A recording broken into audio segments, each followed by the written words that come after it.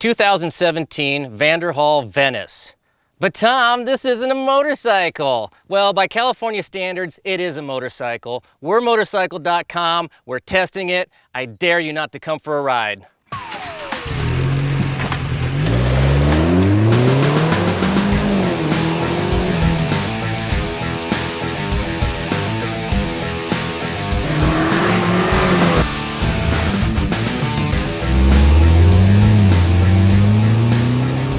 This isn't the first time we've covered two wheels up front, one wheel in the rear. We've done the Polaris Slingshot a couple of times, we've done Can-Am Spyder numerous times, and we even threw a Morgan in one time for good measure, and which is actually what this Vanderhall most closely resembles, is the old school Morgan. Vanderhall itself, though, new to the scene. We spotted them at the IMS show in Long Beach back in November of 2016, and here they are with their 2017 Venice model. This is the base model that they have. They have the Laguna that is above this.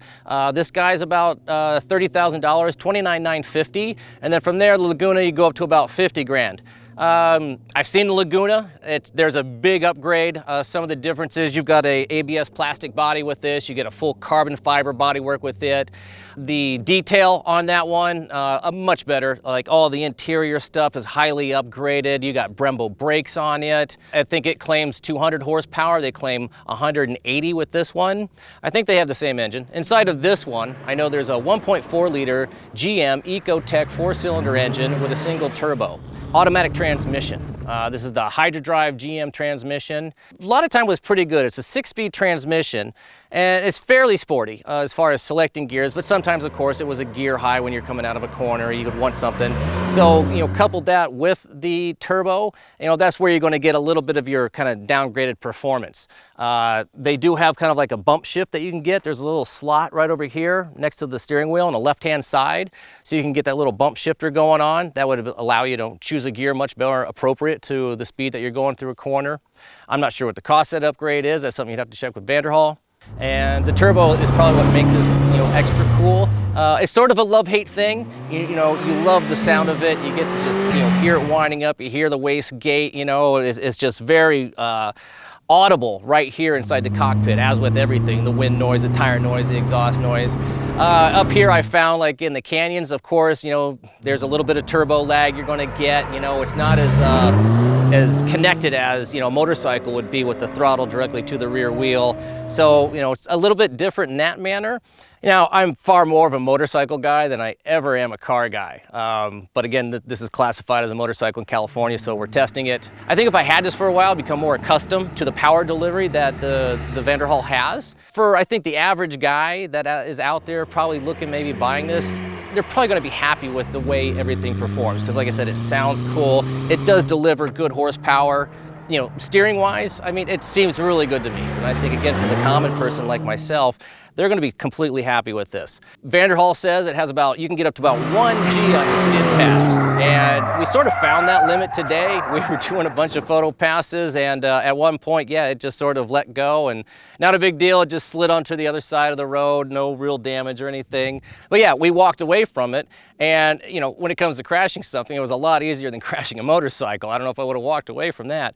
Another cool thing is that, this is front-wheel drive. And in that situation, we were actually able just to back out of being off of the road.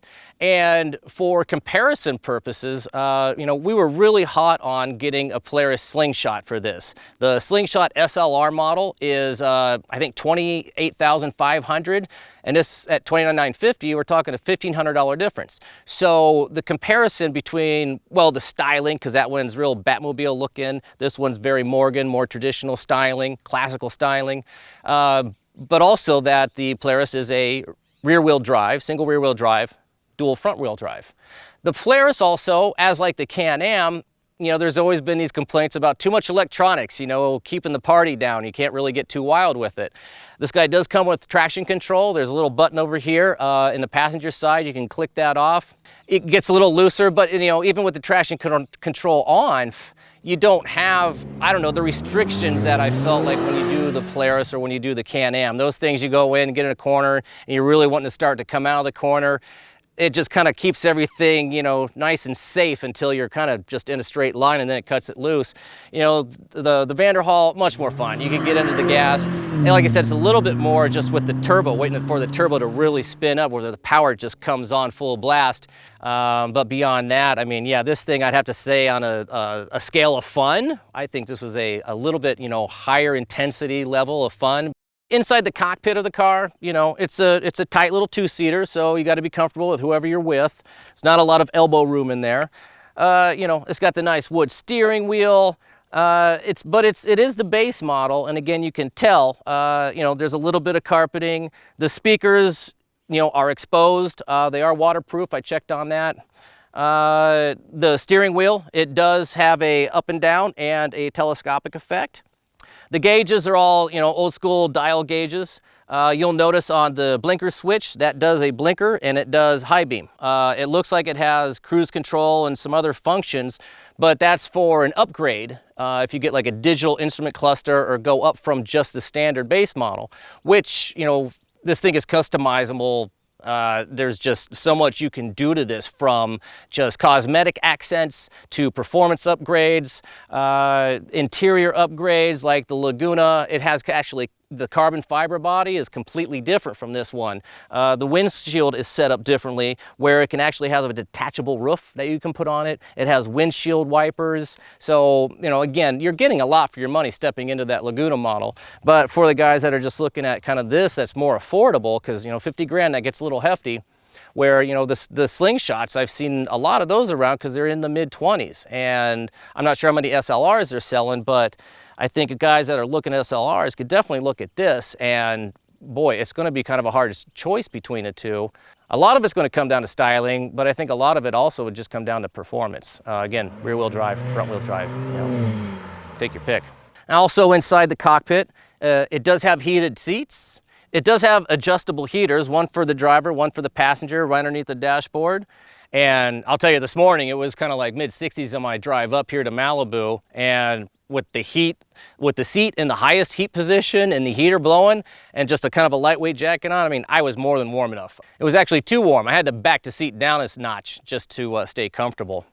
Now, it doesn't actually have a radio. What it has is a Bluetooth module in there. You connect it to your cell phone, and then, of course, whatever music you have is available through that. But as far as an actual stereo goes, no, it doesn't have that. I don't know if that might be an upgrade as well.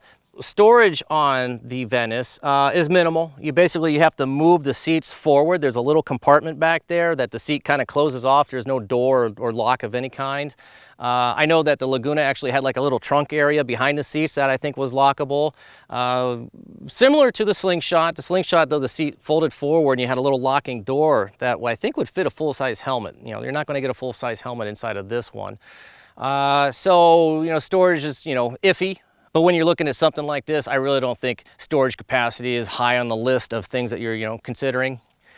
At the rear of this thing, you'll see this nice big single side swing arm, just, you know, kind of a gorgeous rear end look to it. We got a huge 285, we got 225s up front. So speaking of this fat rear wheel, I was told from the guys at Vanderhall that at exactly 10 miles an hour, you will get some spray coming off the wheel and directly into the cab. Now, I think our rainstorms of 2017 have passed us by, so there's no water on the road to confirm that or not. But myself, I probably wouldn't take any chances. There is a nice rear fender that you can get from Vanderhall, and as far as the accessories go, that's one I'd probably recommend. You know, of course, you know, this thing's really low to the ground. You know, if you, any kind of like large speed bumps or a driveway that you're pulling into, you do have to kind of take it at a 45 degree. You could, you know, high center it. The other side of the vehicle is actually resembles one large bash plate. So you're kind of safe. I don't think you're going to wreck anything if you do sort of high center it somewhere.